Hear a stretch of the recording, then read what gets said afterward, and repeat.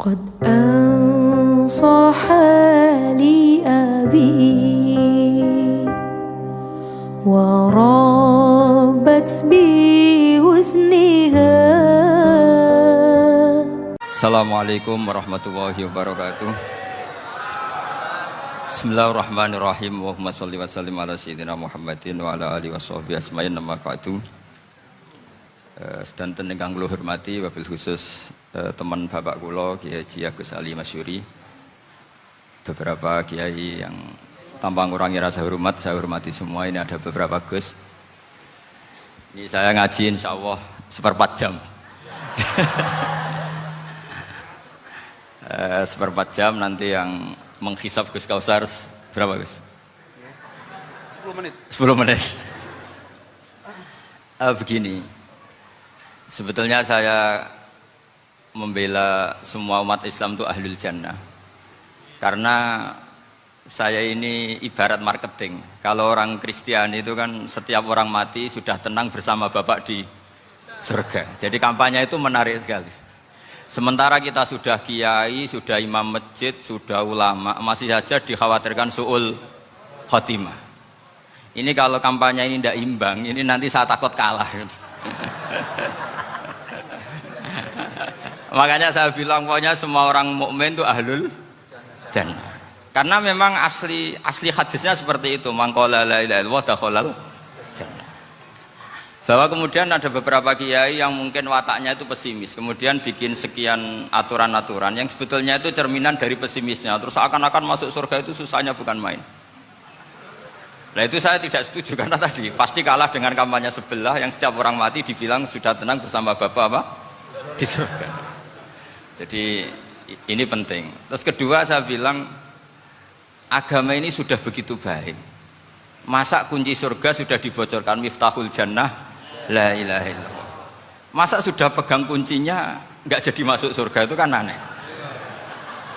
Ya sudah masuk saja, tapi tidak usah minta bantuan saya, masuk aja, kan sudah pegang kuncinya. Terus ketiga, kenangan terburuk saya ketika jadi kiai itu gini, saya ada beberapa guru SD datang ke saya. Ini agak-agak masalah besar. Gus, boleh enggak buka ujian nasional yang masih disegel? Semua guru bilang nggak boleh, itu kriminal kan. Ada satu guru yang bikin analogi agak kacau. Boleh saja. Wong ujian di kuburan saja dibocorkan para kiai nggak apa-apa. Itu.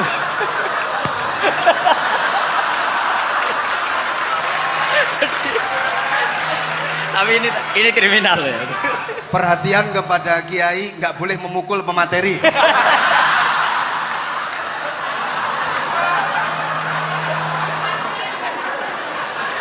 Jadi tentu itu analogi yang salah kan. Marrobuka kan, Tuhan kamu siapa, Nabi kamu. Tuhan kamu siapa, Nabi kamu siapa, imam kamu siapa. Ini kan sudah dibocorkan oleh para kiai. Artinya apa? Nak raiso jawab kebablasan gitu. Terus guru ini berpikir kalau ujian akhirat sekrusial itu saja bisa dibocorkan, kenapa ujian nasional tidak boleh? Tentu ini kias yang salah, saya tidak ngajari seperti itu. Tapi saya ngajari ke kalian betapa mudahnya masuk surga. Kunci jawaban sudah dikasih, kunci pintu masuk sudah dikasih. Kok sampai tidak masuk, ini kebablasan. Paling salah gurunya. Jadi ini kenapa saya sering cerita orang mukmin semuanya itu min ahlil jannah. Itu saya jamin. Sama tidak usah takut su'ul khotimah, tidak usah takut berlebihan seperti itu. Karena setahu saya, setidaknya saya mewakili ulama zaman ini. Rata-rata guru kita ini bermadzhab Syadzili dalam berkeyakinan berpikir tentang Allah. Di antara ini yang mulai saya ngomong serius, supaya tadi kan guyonannya sudah diambil Gus Reza sama Gus Kausar. Saya tahu kenapa mereka guyon. Kalau ngomong serius takut kalah sama saya.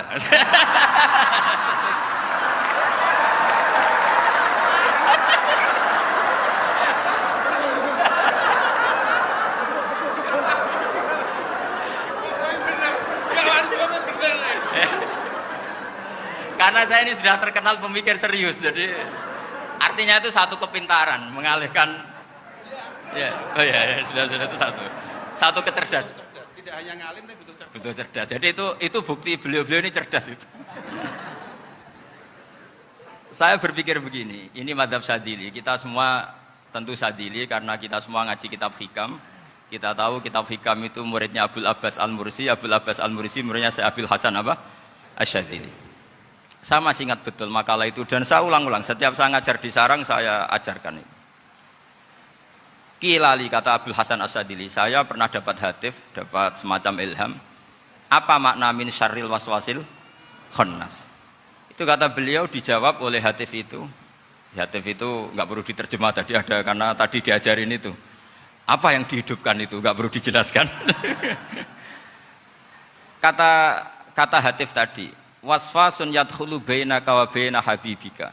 Yunsika altofahu alhasanah wa yudzakiruka af'alaka asai'ah wa yukassiru indaka dzatas shimal wa yuqallilu indaka dzatal yamin. Liya'dila bika an husni dzanni billah ila su'i dzanni billah.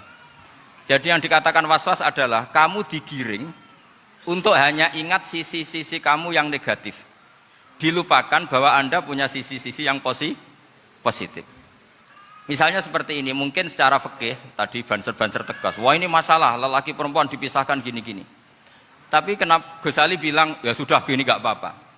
Sebetulnya ada rukhsah. Rukhsah itu karena ini di depan umum. Yang paling pantangan Nabi itu la yakhluwanna rajulun bimra'atin. Ini ada yang menjaminnya gitu. Malah khawatir saya di sini dipisah tapi setelah berduaan nggak bisa. Jadi toleransinya karena ini di depan umum. Itu masih ada toleransinya.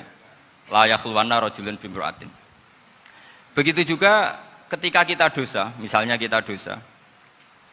Orang Islam setiap dosa itu pasti ingat salahnya, kemudian istighfar. Dan ketika satu kebaikan dibandingkan keburukan, itu kata semua ulama, karena sayyi'ah itu bernilai 1, kebaikan bernilai apa? 10. Itu masih surplus berapa? 9. Jadi itu cara berpikir Abul Hasan Asy-Syadzili. Kenapa kamu harus berpikir positif tentang Tuhan? Sekali berpikir tentang negatif, itu bahaya betul.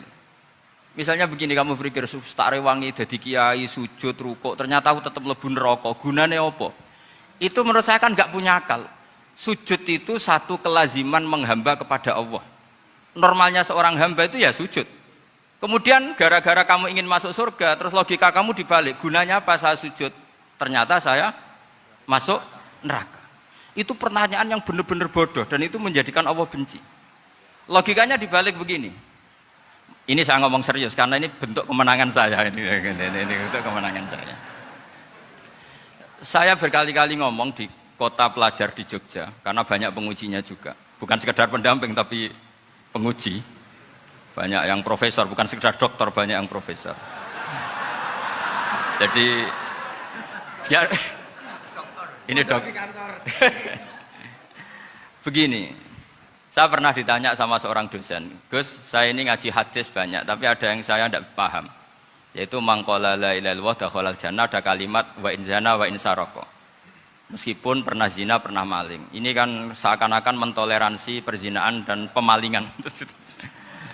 Terus saya bilang, oh makna hadis itu seperti ini. Jadi kebenaran absolut, kebenaran yang mutlak itu tidak akan terganggu oleh status perilaku seseorang. Saya berkali-kali memberi contoh. Orang yang ditangkap KPK akan bilang 1 tambah 1 2. KPK-nya juga bilang 2. Rivalitas dalam politik, Pak Prabowo ya bilang 2, Pak Jokowi juga bilang 2. Orang yang zaniyah, yang lonte pun akan bilang 2. Muftinya juga bilang 2. Ketua MUI-nya juga bilang 2. Artinya gini, kebenaran yang absolut adalah kebenaran yang siapapun akan meyakini seperti itu. Seperti 1 ditambah 1 2. Kamu punya musuh bilang 2. Kalau ibu-ibu ini punya maru ya marunya bilang 2 tadi tambah mama. Enggak tahu saya terjemahnya apa tadi. Nah, kebenaran yang absolut itu kebenaran yang siapapun pasti mengakui. Dan uniknya begini, saya pernah ngaji acara himmah, acara pondok sarang di Demak. Kalau kamu bilang 1 ditambah 1 menjadi 2, untuk mengatakan 2 itu kamu butuh hadiah enggak? Mereka semua jawab enggak. Kita semua enjoy saja mengatakan tembok itu putih. Kenapa? Karena memang putih. Kita mengatakan 1 tambah 1 2 karena memang kita tanpa presentasi dapat hadiah, dapat penghormatan. Kenapa untuk mengatakan Allah itu Tuhan kita butuh surga? Memangnya kalau tidak ada surga Allah tidak jadi Tuhan? Ini problem orang soleh-soleh yang terlalu pesimis. Makanya nanti orang-orang soleh itu masuk surganya berat. Tapi kalau orang alim lebih gampang kira-kira seperti itu. Iya, karena kan imannya lebih bagus. Dalam hadis qudsi, Allah ini yang dibuli orang-orang soleh. Laulam akhluk jannatan wala naron alam akun ahlan an uto'a, dalam hadis qudsi itu. Kalau saja saya tidak menciptakan surga dan neraka, apa saya tidak jadi Tuhan yang perlu ditaati? Apa kalau kamu tidak saya kasih uang 1 juta terus bilang 1 tambah 1 11? Enggak kan? Tetap bilang berapa? 2. Kalau kebenaran absolut yang 1 tambah 1 kamu bilang 2 meskipun tanpa mendapat hadiah. Kenapa untuk bilang Allah Tuhan kamu butuh hadiah surga? Itu kan serah ikhlas belas. Makanya saya terus mengajarkan ikhlas. Ikhlas itu bisa dilatih dengan akal, dengan pikiran, bil ilmi lah. Harus dilatih. Nah di sini ini momen atau makna yang mestinya harus difahami wa inzana bahwa kalimat ini sah meskipun dilafatkan seorang yang pernah zina. Sama seperti 1 tambah 1 2 sah, diucapkan siapa saja sah. Dan siapapun akan mengucapkan itu secara ikhlas. Ini penting saya utarakan. Sehingga setelah ada firqah-firqah takfiri yang mengatakan orang megang keris itu syirik, ke kuburan syirik, ini syirik. Itu salah besar. Salahnya adalah tadi kalimat-kalimat atau kebenaran-kebenaran absolut ini sudah jadi sibghatullah man ahsanu minallahi sibghah. Kalimat ini begitu absolut di hatinya orang mukmin. Sehingga ketika terganggu oleh hal-hal yang adat istiadat kayak pegang keris, kayak apa, ini tidak mengganggu. Tetap kualitas iman ini di atas keyakinan adat membawa apa keris. Kalau orang membawa keris menjadi syirik karena percaya sama makhluk. Orang misalnya kejawen kalau nggak bawa keris nggak nyaman. Orang kota itu kalau nggak bawa ATM juga nggak nyaman. Itu tidak dihukumi syirik. Kamu pergi lupa bawa HP nyaman enggak? Enggak, kenapa enggak dihukumi syirik?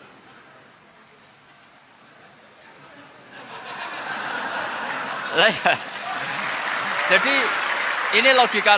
Jadi makanya ini Gus Reza boleh ngeritik saya itu berkali-kali bilang saya termasuk ulama yang mau bikin gerakan cangkem elek. Karena nanti kalau saya nisbatkan ke Rasulullah itu tidak pantas karena Nabi ahsanan nasi khalqau wa khuluqa. Tapi saya siap jadi bempernya Rasulullah Shallallahu Alaihi Wasallam. Pernah ada diskusi di Jakarta, ini kisah nyata. Apa dalilnya setelah sholat salaman? Mana hadisnya? Itu dijawab hadisnya tentu kita kesulitan. Kalaupun ada hadisnya dhaif semua yang masalah musafahat. Akhirnya mau tidak mau dijawab pakai cangkem elek. Boleh enggak kamu setelah salam nyalain HP yang off? Boleh. Boleh enggak ke kamar mandi? Boleh. Oh berarti kencing boleh, nyalain HP boleh, yang enggak boleh itu ingat Allah. Karena mereka mengkritik wiridan, ngeritik salam. Akhirnya mikir deh. Ada enggak hadisnya orang setelah sholat nyalain HP? Enggak ada kan? Tapi mereka nyalain HP enggak hambatan, tapi untuk salaman masalahkan. Ke kamar mandi boleh, tapi untuk wiridan enggak boleh. Akhirnya mereka sadar, oh iya. Lama-lama dibisi gini yang kelompok itu. Kamu itu korban aliran supaya kamu gak ingat Allah, ingatnya HP-nya. Sehingga orang wiridan kamu kritik, orang nyalain HP tidak kamu kritik. Itu kelompok itu adalah kelompok orang-orang yang supaya orang Islam itu lupa Tuhannya. Itu gerakan cangkem elek, tapi jadikan orang sadar. Jadi ini penting. Jadi kalau kamu tidak bisa bela agama dengan jalan yang lurus karena tidak bakat gitu. Gak apa-apa pakai cangkem elek tadi, karena gak mungkin gerakan ini dinisbatkan kepada Rasulullah Shallallahu Alaihi Wasallam. Kalau soal sanad, saya punya sekian sanad tentang itu, tapi tidak usah kamu ikuti. Ada orang tanya, ya Pak Kiai kalau setan dibakar di neraka panasan enggak? Ya panasan. Lo kan setan dari api, ngapain harus panasan? Kan materinya sama. Terus Kak Kiai tadi gak kesulitan, dia ngambil pasir, disawero di wajahnya. Wah sakit Kiai, kamu kan dari tanah, kena tanah kok. Jadi itu ada sekian, artinya gini ya, kalau kesulitan jawab pakai baik-baik ya sudah pakai cangkem elek itu aja karena. Tapi tentu kan gerakan ini tidak mungkin dinisbatkan kepada para nabi. Tapi saya pastikan meskipun nggak bisa dinisbatkan kepada para nabi dari segi cangkem elek tadi, tapi secara semangat itu sama. Saya punya sekian contoh. Benar Gus Riza tadi gojok saya sengawur-ngawurnya itu masih punya sanad. Itu pas saya ngawur pun masih punya apa? Sanad. Nabi Ibrahim itu ketika faja'alahum juzatan illa kabirallahum itu si berhala paling besar dikasih kapak. Ketika mereka geger, ini siapa yang berhala kecil. Kata mereka, sami'na fata yadhkuruhum yuqalu lahu Ibrahim. Ya kira-kira Ibrahim lagi. Terus setelah Ibrahim didatangkan, siapa yang melakukan ini semua? Ini jawaban Nabi Ibrahim, bal fa'alahu kabiruhum hadza. Ya tanya yang bawa pedal, saya kan tidak bawa. Terus kata orang-orang, otak kamu itu di mana? Masa berhala disuruh nanya, kan nggak bisa ngomong. Ibrahim kembalikan, uffil lakum walima ta'buduna min dunillah. Lalu otak kamu di mana? Sudah tahu nggak bisa ngomong kok disembah gitu. Itu ada kata uffin loh. Uffin itu kalau diterjemah kira-kira ya agak-agak jancuk gitu. Kira-kira ya kira-kira seperti itu. Jadi Sekarang dalilnya jancuk apa Gus? pakai dulu biasa kalau misalnya saya bilang sudah. Gimana? Jancuk itu dari daksu, dak tinggalkanlah suan perkara sing elek. Krono ilate wong Surabaya kakean rawon, akhirnya ngomongnya jancuk. Gitu.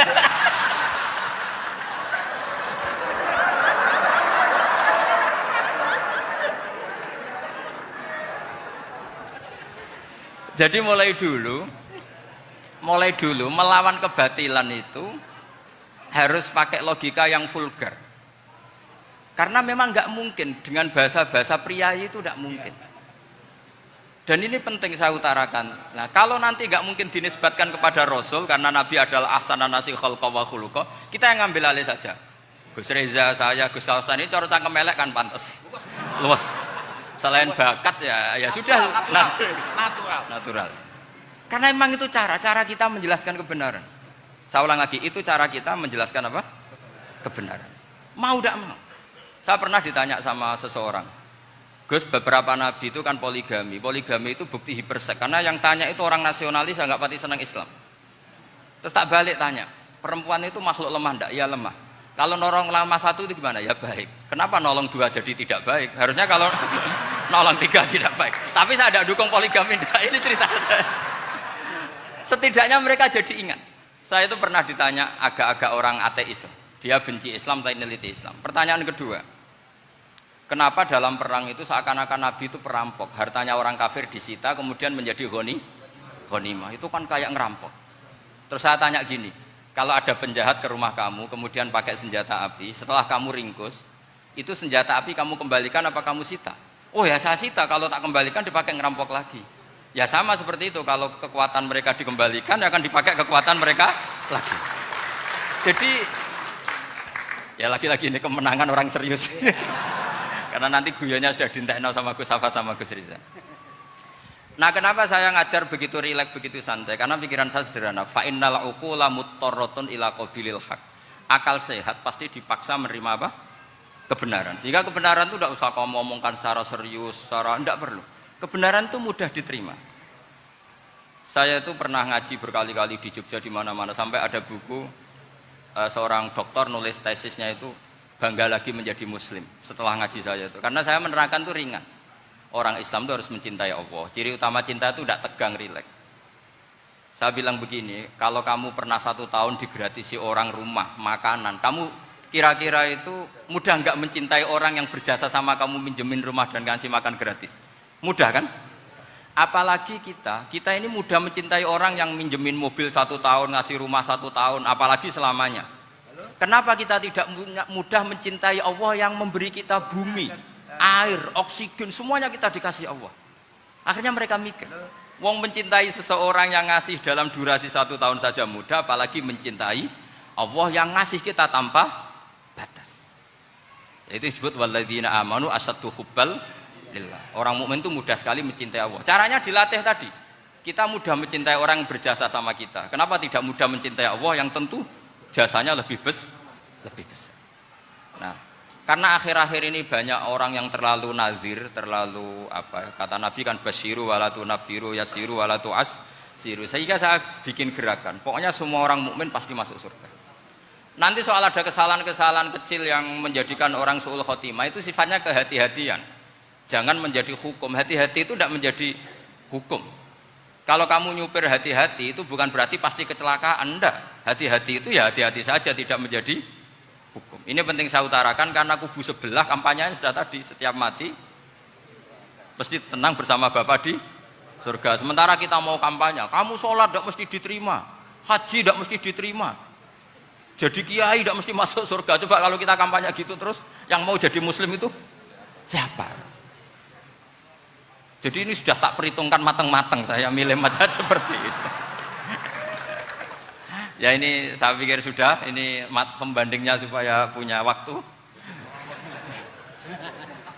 Saya suka sekali. Nah ini yang sesi terakhir ya, sesi terakhir. Saya akan cerita fikih karena Nyun sewu Gus, ada iklan sebentar dari ibu-ibu, pentolan mic kurang dekat ke mulutnya Gus Baha.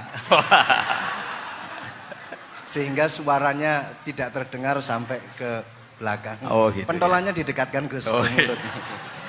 Ini kalau ngomong konotasinya itu mesti nyerempet. Sudah apa ya? Sudah ahlinya di situ. Ya malah ada di situ.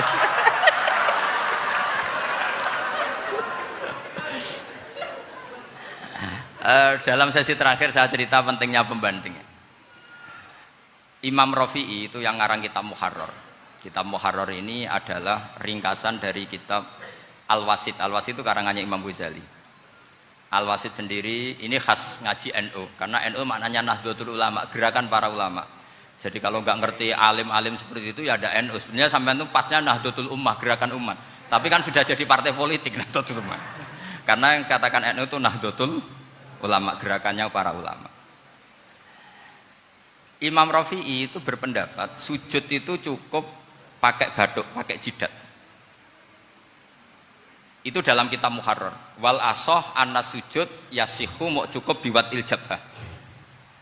Ketika Imam Nawawi mentasih kitab Muharrar namanya Minhajut Thalibin, itu mengkritik Imam Rafi'i. Kata beliau, sujud itu untuk sah harus melibatkan 7 anggota karena berdasar hadis umirtu an asjuda ala sapati a'zumin, yaitu al jabhah wal yaden warukbaten wal kodamen, yaitu jabhah 2 tangan, 2 lutut dan 2 kodamen. Akhirnya saya ngecek di kitab asli, Imam Rafi'i termasuk Ashabut Tarjih dan Imam Nawawi. 2 orang ini khilaf. Kan nggak mungkin kita sebagai mushahihnya, karena yang khilaf ini 2 ulama besar, satu Imam Rafi'i, satu Imam siapa? Nawawi. Kita tidak bisa hanya ngikuti Fathul Mu'in yang mengatakan idzakhtalafan Nawawi war Rafi'u kudiman Nawawi, tidak bisa, karena Imam Nawawi ini sering nginduk sama kitabnya Imam Rafi'i karena senior Imam Rafi'i. Setelah saya cek di kitab kitab asli Mamba ya, satu sumbernya semua mazhab apa? Syafi'i. Ternyata Imam Syafi'i nak ngedikan hanya begini. Wa uhibbu, saya suka setiap orang Islam sujud itu melibatkan 7 anggota karena itu aman, pasti sah. Tapi wayah tamilu, kata beliau, tapi mungkin saja sujud hanya watul jabah itu sah. Kenapa kata Imam Syafi'i? Liqaulihi sallallahu alaihi wasallam atau li du'aihi apa sallallahu alaihi wasallam fi sujud sajadalaka wajhi wa sam'i wa basori. Nabi ketika sujud itu hanya berdoa, ya Allah sujud kepada engkau wajhi wa sam'i wa basori. Nabi tidak menyebut wayadi wa rukbati wa qadami. Sehingga saya berkali-kali bener kata Gus, saya ini pembela umat sing sujute 7 anggota ya taklem pantes dadi Rais Suriah. Itu. Yang sujute bathuk tok ya tetap sah ngikuti mazhabnya Imam Rafi'i. Meskipun itu tidak saya anjurkan. Tentu tidak saya anjurkan. Alasannya Imam Syafi'i tadi, Rasulullah pernah berdoa dengan kata-kata sajadalaka wajhi, bukan diteruskan wayadi warubati wakodah. Sehingga fal khilaf huna bakin ala khiddati kalau dalam bahasa fikih. Khilaf biar tetap sesuai aturan khilaf masing-masing. Enggak perlu kamu menggugurkan pendapat Rafi'i yang mengesahkan sujud hanya pakai jabhah. Ini penting karena tadi seperti saya katakan, yang sujud anggota pitu ya masuk swarga mergo pintere, sing nganggo bathuk tok yang mlebu swarga mergo gobloke tadi, karena aksaru ahlil jannah albul. Nah ini madzhab saya. Jadi saya itu ingin umat Islam itu baik-baik saja. Iya betul, madzhabin jenengan. Ya. Karena tidak mungkin lah kita tidak bela Islam di zaman akhir, tidak mungkin, karena di kubu sebelah kampanyenya sudah seperti itu. Kalau kita ngomong ikhtiyat, kiai ra mesti mlebu swarga, sing salat ngethuk ra mesti husnul khotimah, wah kan jadi repot. Saya ini pengagum teori ikhlas. Dilatih bil ilmi, saya ulang lagi, dilatih bil ilmi. Saya ini malu. Malunya tadi, saya mengatakan 1 tambah 1 2 itu meskipun tidak ada yang memberi hadiah tetap saya katakan 2. Saya mengatakan air itu dingin, tidak ada yang ngasih hadiah saya akan bilang kalau air itu dingin, kalau api itu panas. Untuk hakikat-hakikat seperti itu saja saya jujur tanpa ingin imbalan. Tapi ketika hakikat mengenai Allah kok saya minta imbalan surga dan neraka, ini apa-apaan? Kira-kira gitulah, Rois Suriah macam apa gitu.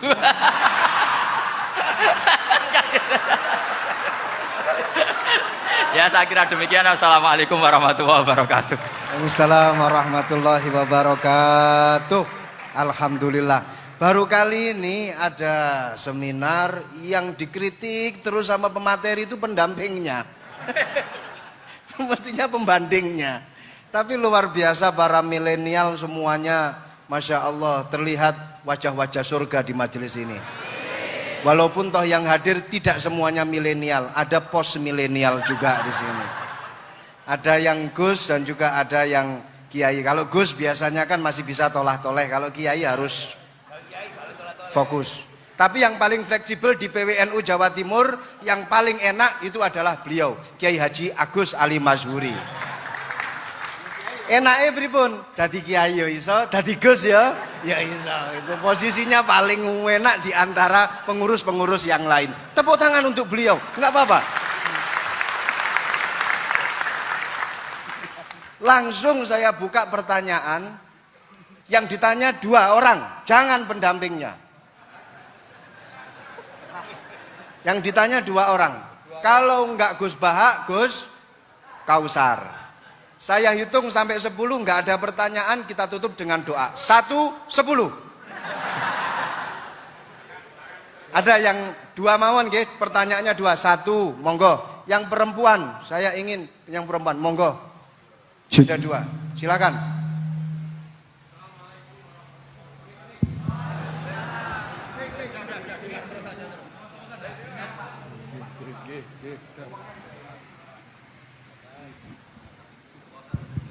Bismillahirrahmanirrahim. Assalamualaikum warahmatullahi wabarakatuh.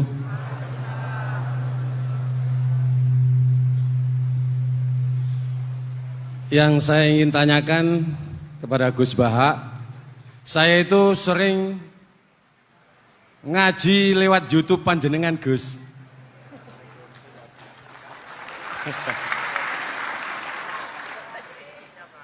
Insya Allah ilmu saya tambah walaupun tidak banyak. Yang saya tanyakan, nopo ilmu kula niki barokah? Yang pertama, karena saya ngaji lewat YouTube panjenengan, saya tidak izin. Untuk itu hari ini saya izin panjenengan, mudah-mudahan ilmu ingkang saya dapat dari panjenengan niku saged barokah niku Gus. Terima kasih. Wassalamualaikum warahmatullahi wabarakatuh. Waalaikumsalam warahmatullahi wabarakatuh. Langsung mawon Gus nggih, yang satunya dulu. Siapa aja? Oh gitu. Monggo Gus. Itu tetap barokah dan kebaikan itu mah enggak perlu minta izin. Kalau kebaikan minta izin jadi repot. Jadi kalau dalam kitab fikih disebut iktifaan bil idzni syar'i, karena syara akan selalu memberi izin sama kebaikan. Itu udah hanya masalah YouTube sampean. Tadi melihat wajah Gus Ali ibadah, pamit dulu. Nanti kalau ada orang alim lewat mau lihat juga pamit dulu. Lama-lama mau baca sholawat, ya Rasulullah pamit dulu mau baca sholawat. Jadi semua kebaikan itu cukup iktifaan bil idzni syar'i. Ya jelas ini ya. Oke, terima kasih. Jangan lupa pulsane tuku dhewe lek ndelok YouTube. Wifi-nya juga jangan nyolong. Harus passwordnya izin kepada yang punya wifi. Baru nanti 100% barokah. Mbak yang belakang bisa berdiri. Yang mau tanya tadi. Ya, silakan. Bismillahirrahmanirrahim. Assalamualaikum warahmatullahi wabarakatuh. Mohon izin Yai Gus, saya di sini mau tanya, selain sebagai pelajar santri, saya juga sebagai seorang mahasiswi di salah satu universitas di Surabaya. Yang saya tanyakan sebagai pemuda milenial, kita semua tahu bagaimana keadaan demokrasi negara Indonesia saat ini. Yang saya tanyakan, bentuk dari hubul waton minal iman. Hubul waton di sini, bolehkah saya sebagai seorang mahasiswi menyuarakan pendapat saya, berjuang bentuk ijtihad demi keadilan berupa demonstrasi?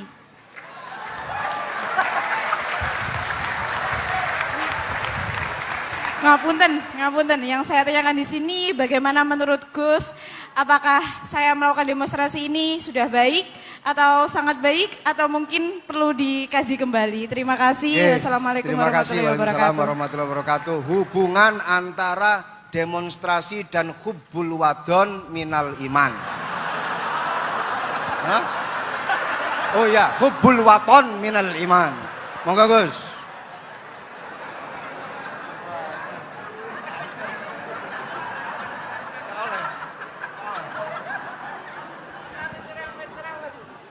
Ini benar-benar ahli.